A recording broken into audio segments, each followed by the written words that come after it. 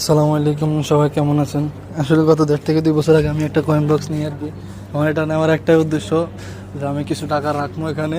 রাখার পর যখন আমি দেশে যাবো, ওই দেশে যাওয়ার আগে আমি এটা খুলবো, খুলে কিছু টাকা হইলে তো আমি একটা কোনো একটা কাজে লাগাতে পারবো। তো দেখতে দেখতে আমার দেশে যাওয়ারও সময় হয়ে গেল। টিকিটও অলরেডি নিয়ে নিছি, কিছুদিন পরে ইনশাল্লাহ আসতেছি দেশে।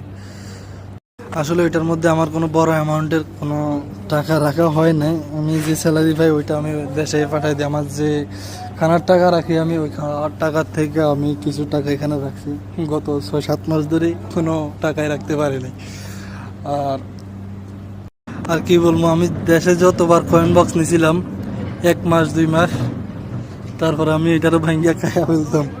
কিন্তু এটা যে আমার কাছে 2 বছর পর্যন্ত ছিল, এটাই অনেক ভাগ্যের ব্যাপার আমার জন্য। তো আজকে এটা আমি খুললাম।